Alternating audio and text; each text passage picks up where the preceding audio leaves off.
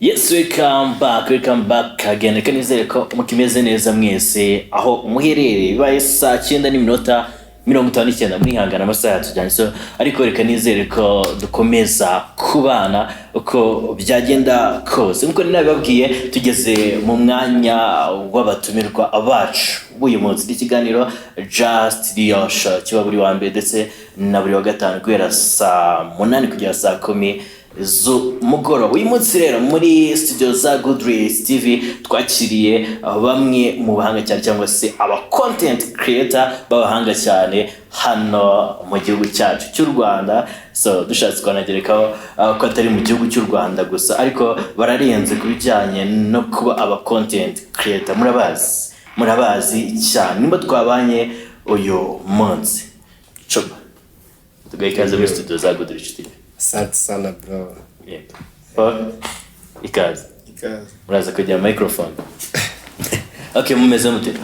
Amahoro. So murabona n'abajene ariko so murabamenyereye cyane hano ku mbuga nkoranyambaga zacu hano mu Rwanda. Chopa ibwira abanyarwanda ni gute bakumenya?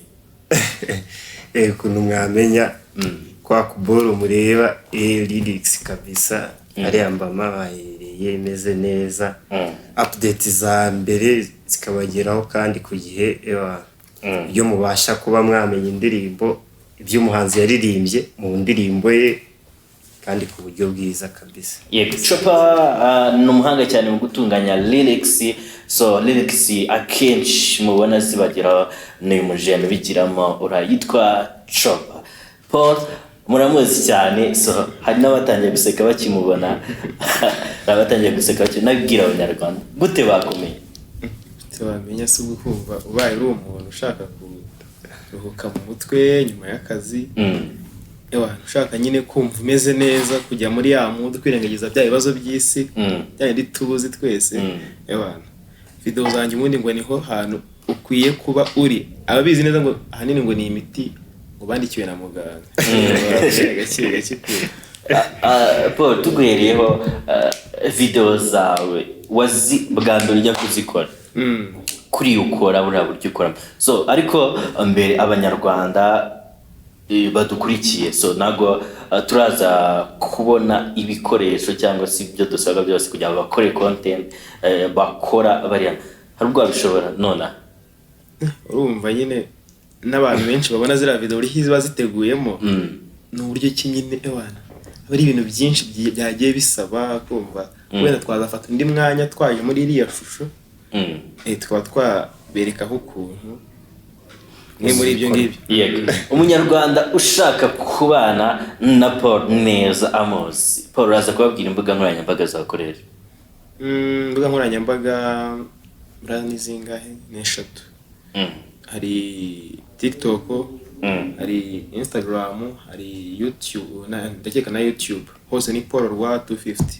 Paul Rwa 250. So wanyarukirayo ukaba na Paul ariko uzi neza n'ibyakora nona mu gihe utari kubibona bitambukano cyangwa se atabashe kuba yiteguye fresh ngo tugeze Paul utangira ni ikibazo n'inkubaje utangira gukora video zawe.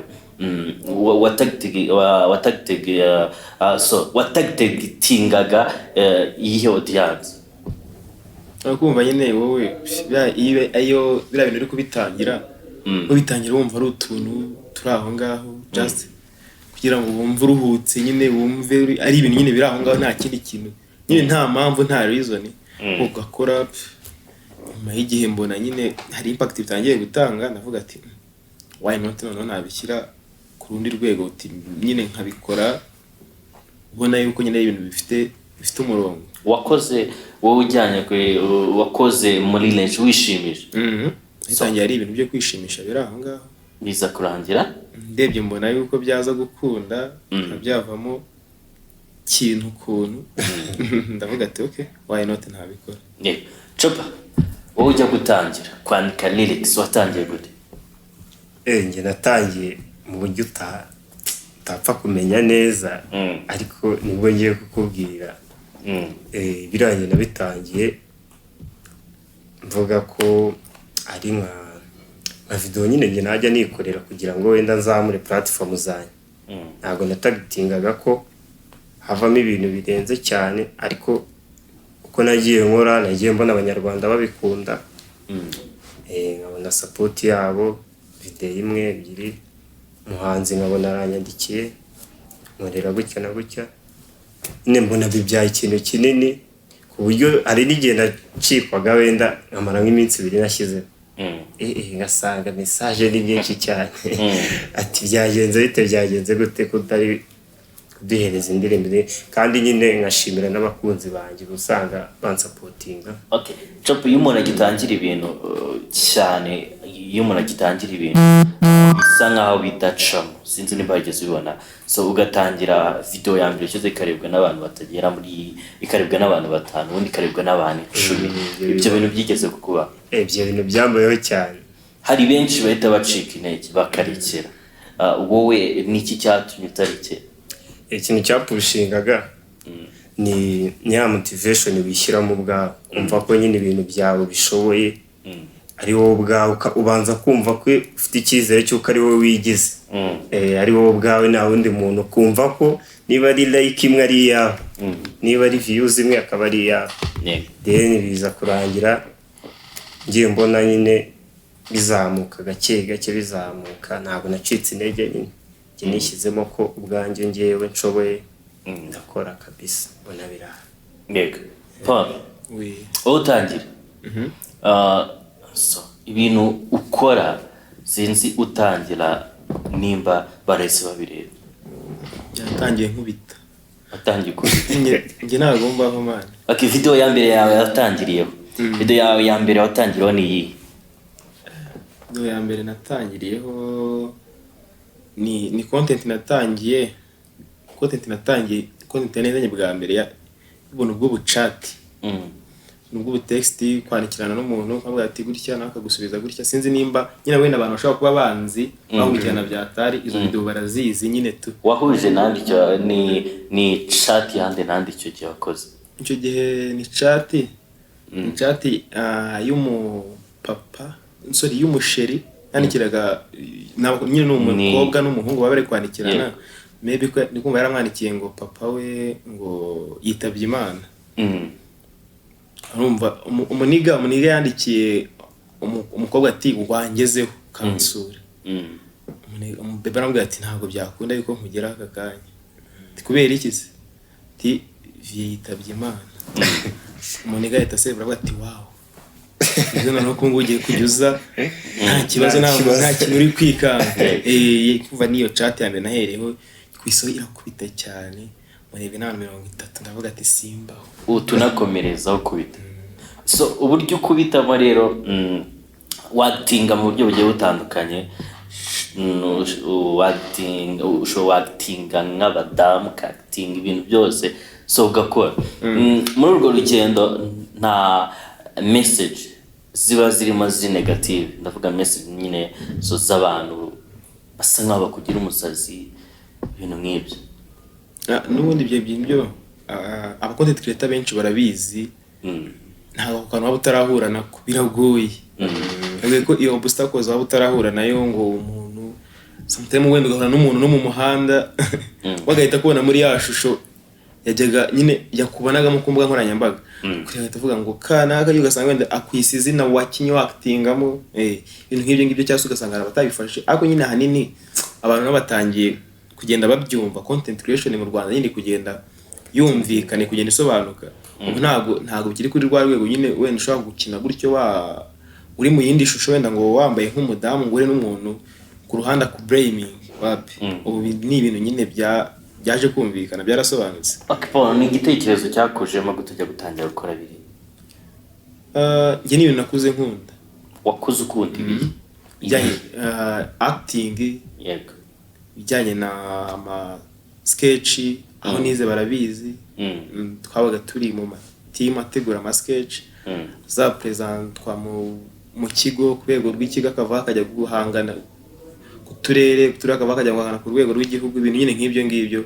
Nyuma yo gusoza ndavuga ati why not n'ubundi kuba muri bya bihe kiri umuntu abategereje yo kamanota aza, ndavuga ati se ndi gukora iki muri aka kanya, why not nkaba ndi kuri platform ndeba gake ndabikora mbona nyine hari engagement ndi kubonamo ukuntu nyine bitandukanye ntajyaga mbona kumva umuntu ukoresha platform ari ku ishuri none n'umuntu undi kuzikoresha hibereye hari ukuntu azikaringa kuruta uri ku ishuri kumva nkabona nyine umusaruro uri kuza kuruta abandi nakoreshaga ndi ku ishuri avuga ati okay why not ndabikora maje kubikora mbona nyine hari performance nagiye kubona avuga ati watangiye mu mwaka 2024 ndumva ari vuba mu bintu ukora ubona byatunga umuntu